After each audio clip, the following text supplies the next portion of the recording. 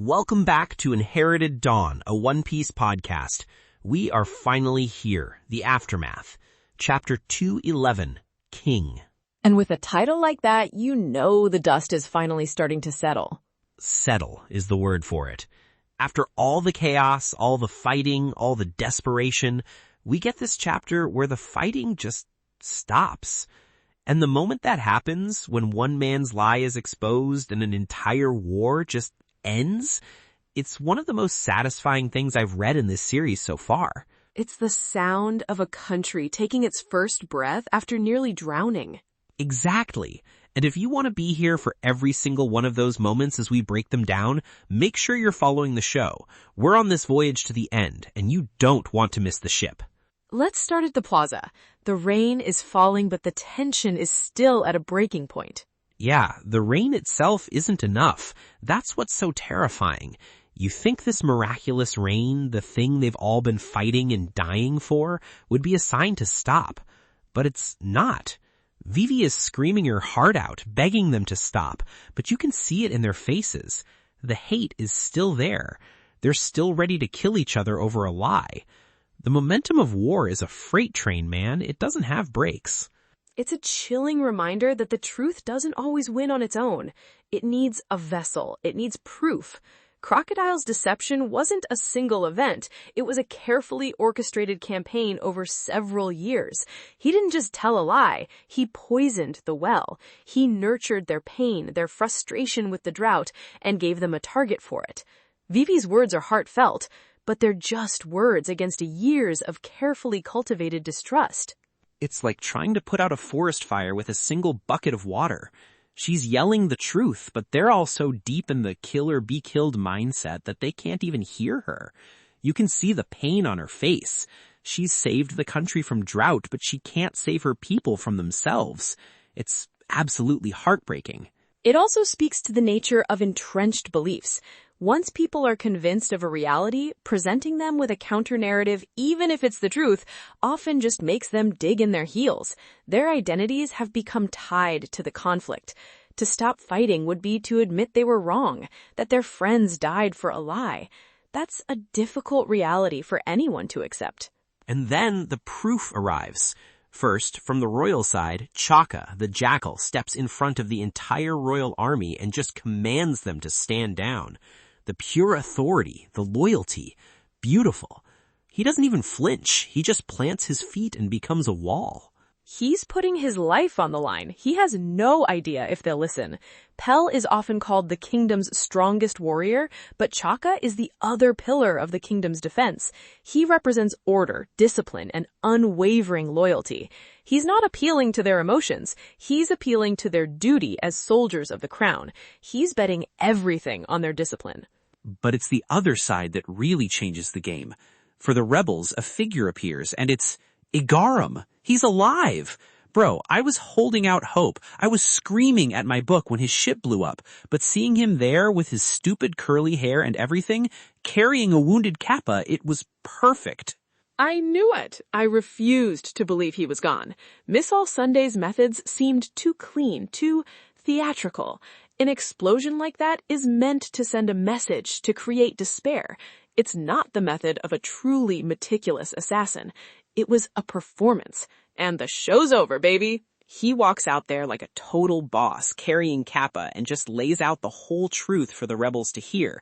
He doesn't plead, he doesn't beg, he just states the facts. He tells them the king they saw starting this, the one who fired on his own people, was a fake. And he has the proof right there with Kappa, a first-hand witness and one of their own. That's the critical component. The royal army listened to a command from their superior. The rebel army, a civilian militia driven by passion, needed to hear the truth from someone they trusted implicitly. It took Igaram, a man they knew had served the kingdom faithfully for decades, and Kappa, one of their comrades, to break the spell. And just like that, the sound changes. It's not the sound of clashing steel anymore. It's the sound of 1,000 swords and guns hitting the sand. The rebellion, this massive, bloody, soul-crushing civil war, it just ends. Think about the mechanics of that. A lie from Crocodile, using Bon Clay's clone fruit powers to impersonate the king, started a war, and the truth from Igaram, using his own reputation and a witness, ends it. It's a perfect thematic bookend, a devil fruit's lie versus a human's truth. It really is. The power of a single voice to change the world for good or for evil. The author is he's a master at this stuff. It's never just about who can punch the hardest. It's about ideals, truth, and deception. It also speaks to the nature of the Arabasta people. They were misled by anger and grief, but the moment the truth became clear, they were willing to listen. They didn't double down on the violence for the sake of it. Compare that to, say, the Arlong pirates who ruled through pure malice. The people of Arabasta aren't evil. They were just hurting. They just wanted justice, and once they realized they were aiming at the wrong target, they stopped. True justice isn't about revenge, it's about truth. That's a super powerful message. Exactly. So with peace breaking out, Vivi's first thought is for her friends. She looks for the Straw Hats, and they're gone. Of course they are. The country is saved, the big fight is over, but their captain is still missing. There was never any question about their priority. It's always Luffy first. The war ending is great and all, but the real mission isn't over until the crew is whole. Their loyalty is so absolute, it's not even a debate. There's no moment of, should we stay and celebrate? It's an immediate, instinctual reaction. The world can be ending, but if one of their own is in trouble, the world can wait. We saw it on Drum Island when Nami was sick, and we're seeing it again now. The crew is the entire world. They run through the streets, calling his name, and they find him. He's unconscious, being carried out of the rubble on the back of this bearded dude. For a second, you're thinking, who is this guy? Is he a friend, an enemy, another Baroque Works agent we missed? There's this brief moment of suspense, built on our distrust of any new character in this arc. But then Vivi catches up, and the reveal is just perfect. She says his name, Father. It's King Cobra himself. The king of Alabasta is personally carrying the pirate who just saved his kingdom on his back. That one panel, man, that panel says more than a whole chapter of dialogue. It's an incredible image. It's the ultimate sign of humility and gratitude. This isn't a king and a subject. This is one man showing his immense respect for another. He's not ordering his guards to carry Luffy. He is doing it himself. He is physically bearing the weight of his kingdom's savior. It's a complete subversion of royal protocol and a profound statement of character. That's what gets me, the sheer respect. Cobra knows exactly what Luffy just did for him, for his family, for his entire nation. He was right there. He saw the fight. He knows the sacrifice, and he honors it in the most personal way possible. This isn't a political act for the cameras. It's a deeply personal one. He then explains what happened. After Luffy's final attack, the whole tomb started to collapse. Crocodile's poison was everywhere. And Luffy, even after all that, even after pushing his body past every conceivable limit, getting impaled, dried out, and poisoned, still had the strength to save 2 people from the rubble. Not just Cobra, but someone else, too. We don't know who the second person is yet, but that's just who Luffy is. His victories aren't just about defeating the enemy, they're about protecting everyone he can while doing it. He doesn't just clear the obstacle, he shields the people behind him. It's his defining trait. And the poison? Cobra says it was neutralized. Just neutralized. No explanation. Like, oh yeah, that lethal scorpion poison that almost killed him once and that Crocodile is famous for, it just kind of goes away. What? That's the part I can't stop thinking about. How? We know he was poisoned before and only survived because the Jero water from that bird caused a massive fever that burned it out. And even that was a 1 in a million shot. This time, he's exposed again, far more directly, and somehow he just overcomes it? Is it just his will? Is his body just so ridiculously tough that it can process toxins that would kill a normal person instantly? Is this a secret power of the gum fruit we don't know about? Like his rubber insides just aren't affected? Or is there something more to his abilities we don't understand? Devil fruits are still such a mystery. We know what they do, but not always how. Luffy's body is rubber, but that doesn't explain poison immunity. This feels important. It's a detail that didn't have to be included. He could have just had Luffy avoid the poison, but he specifically had Cobra state that the poison was neutralized. That word choice is deliberate.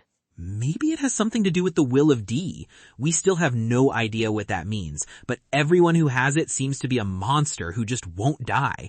Gold Roger, now Luffy, maybe they just have a different set of rules for their bodies. Whatever it is, that's what makes Luffy so terrifying. He doesn't just get stronger in a straight line. The world just seems to run out of ways to actually put him down for good. He's a force of nature that bends the rules of the world around him. Logic and biology seem to warp in his presence. This is a crucial piece of the puzzle that is Monkey D. Luffy. So the crew is all back together, Luffy is safe, and Cobra needs to go address his people to formally end everything. Vivi, naturally, asks the Straw Hats to come with them, to be recognized, to be hailed as the heroes they are. It's the logical, honorable thing to do. And Zoro, blunt as ever, just shuts it down. Nami agrees, they all do. We can't. Why? Because we're pirates. Goosebumps, man. That is one of the coldest, coolest lines in the series. This is such a critical moment for their identity. They didn't save Arabasta to be celebrated. They did it for Vivi. That was the beginning and the end of their motivation. The fame, the glory, the thanks of a nation, it's all irrelevant to them. The reward was seeing Vivi smile again, seeing the rain fall. They don't need a medal or a parade. They just need to know their friend is okay. That's the whole deal. Anything else would complicate it. It would make it a transaction. And this wasn't a transaction. This was for family. And there's a practical political element to it too, which they understand on a gut level. What would happen if the world found out that the saviors of Arabasta, a kingdom allied with the world government, were a crew of rookie pirates? It would be a nightmare for the Marines. It would completely undermine the warlord system they propped up to stop guys like Crocodile in the first place. The whole point of the warlords is to have government-sanctioned pirates keep the peace. But here, a warlord tried to destroy a country and another pirate crew had to stop him. It makes the entire system look like a joke.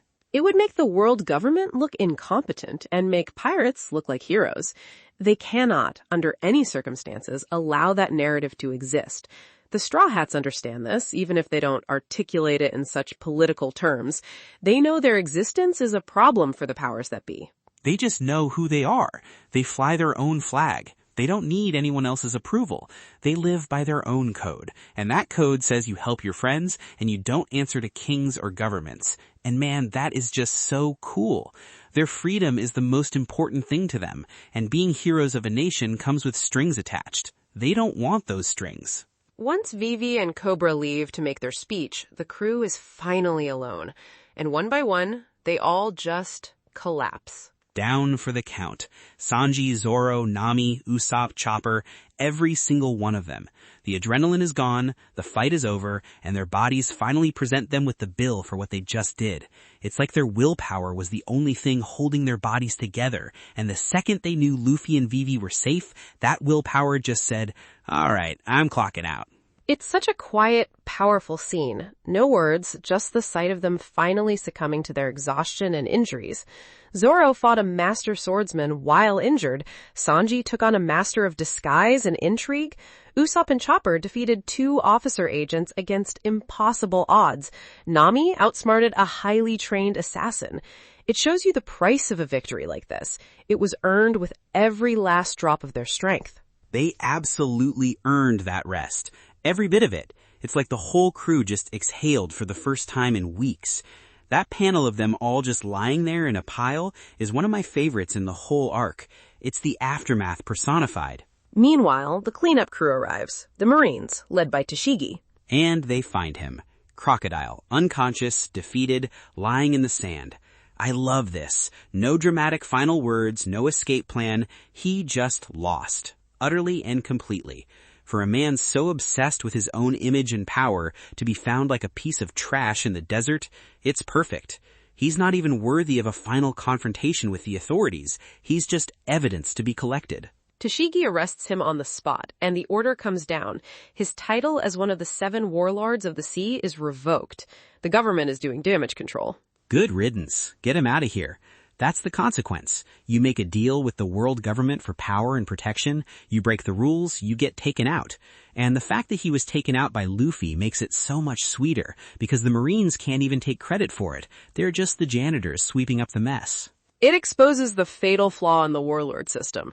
The government deputizes incredibly powerful, ambitious, and often evil pirates, hoping to control them, but their nature doesn't change. Crocodile was always going to be Crocodile. They gave a fox the keys to the henhouse and are shocked that he tried to eat the chickens. He was a snake they invited into their house, and they're lucky Luffy was there to deal with it before he burned the whole place down.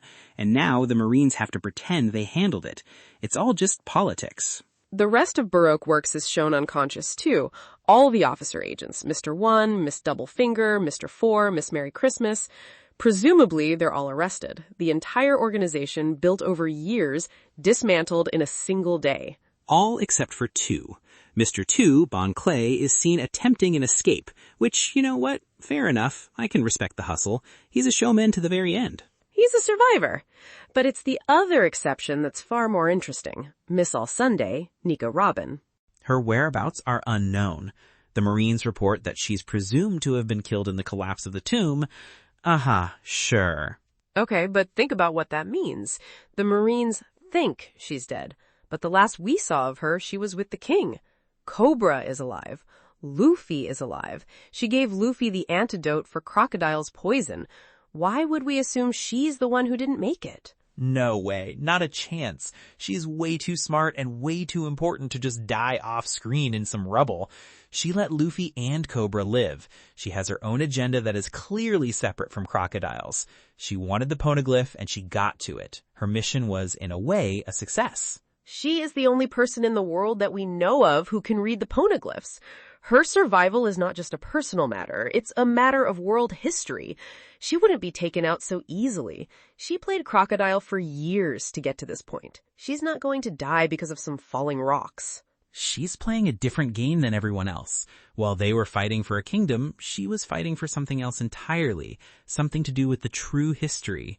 She saw Luffy protect the poneglyph, she saw his initial D, and that changed something for her. The fact that the Marines have written her off is the perfect cover. She's a ghost now. The O'Haran devil child, who has been hunted by the world government since she was 8 years old, is now officially dead. She is, for the first time in 20 years, truly free to move without the world government hunting her. At least for now. That's a chilling thought. She could be anywhere. She could be doing anything. And she knows the location of an ancient weapon. She is probably the single most dangerous person to the world government's stability right now, and they don't even know she's alive. The chapter ends with Cobra's speech. He's standing before his people, the rebels and the royals, all mixed together. And his first act as a king back in power? Forgiveness. He completely pardons the rebel army. No punishments, no recriminations, not even a slap on the wrist. He understands. He tells them they were not wrong to be angry, they were just deceived. He takes on the burden of their pain and tells them the only way forward is together. He validates their feelings while correcting their actions. It's an act of profound empathy and brilliant leadership. That's a real leader. Not someone who rules through fear, but through unity. Compare him to Wapol from Drum Kingdom. Wapol would have executed every single rebel. Cobra isn't punishing his people for being tricked by a criminal mastermind. He's healing them. It's why his kingdom was worth fighting for. It's the only way to truly end a civil war. If he had sought retribution, the cycle of violence would have just continued under a different name. The resentment would have festered. He chose peace. He chose to break the cycle. Let us rebuild our country together. What a line. And with that, you just feel the weight lift. Arabasta's sorrow has finally ended. The end of an era. The end of one of the best arcs yet. Super! It's a definitive conclusion. The external threat is gone. The internal conflict is resolved. Now all that's left is for our heroes to recover. And for us to guess what comes next. On a lighter note, I saw the author comment for this chapter was about finally buying a coffee maker.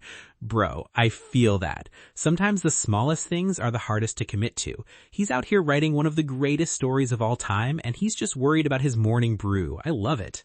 It's a nice little slice of life moment, a reminder of the person behind this epic story, just figuring out his coffee situation. It's very grounding. If you felt the sheer relief of this chapter with Arabasta finally at peace, drop a like on the video. It helps other people find their way to this amazing story. So, predictions. What does chapter 212 hold for us? Okay, I've got two.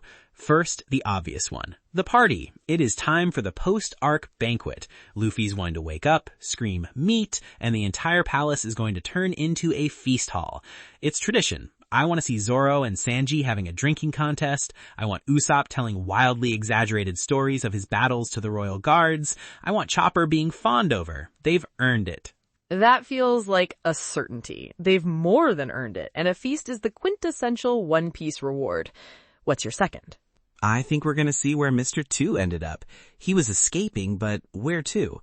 I bet he pops up somewhere unexpected, maybe even crosses paths with the Straw Hats again by mistake. He developed this weird bond of friendship with them before they even knew who he was. He's too fun a character to just disappear forever. I don't think he's done with the story. A plausible return. He's a wild card, so his re-entry could happen at any time. I like it. My turn. My first prediction is that we will cut away from Arabasta to see the fallout on the world's stage. Specifically, a scene with the Five Elders or maybe Sengoku at Marine headquarters. Oh yeah, they have to react to this. A warlord being taken down by a rookie with a 30 million belly bounty? That's not just a memo, that's a crisis meeting. The whole building is probably on fire, metaphorically. Exactly. Sengoku is going to be furious. They'll have to issue a statement, probably a lie, about how the Marines handled Crocodile. But behind closed doors, they will be panicking. Luffy's bounty is about to skyrocket, and his status is changing from annoying rookie from the East Blue to major global threat. They will not take this lightly. He just embarrassed their entire system. He proved a rookie pirate is more effective at justice than one of their hand-picked warlords. They're gonna want his head on a platter. My second prediction concerns the other escapee. I believe the next chapter will show us where Nico Robin is. I don't think she's left Arabasta. I think she's hidden somewhere, watching the Straw Hats. She needs to understand the man who defeated the one person she couldn't, and who carries the initial D. Her whole life has been a search for the true history, and people with D in their name are enemies of the gods, central to that history. Luffy is now the most interesting variable in her entire life's equation. Whoa, okay. So she's not running, she's observing.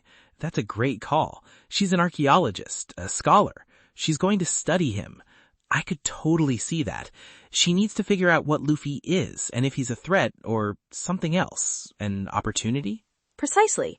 My last thought is a bit of a longer shot. Cobra was in the royal tomb with her. He saw the poneglyph. While I doubt he can read it, the Nefertari family has clearly been protecting it for a reason, and they seem connected to the Void Century in a way other royal families aren't. I predict he might have a conversation with Vivi about the secrets their family has been protecting, and it might give us a new clue about the Void Century, or perhaps even the ancient weapon Pluton that Robin discovered the location of. So the lore continues even after the fighting stops. That would be just like this story. Just when you think you can relax and enjoy the party, he drops another piece of the giant puzzle that recontextualizes everything. Man, I can't wait.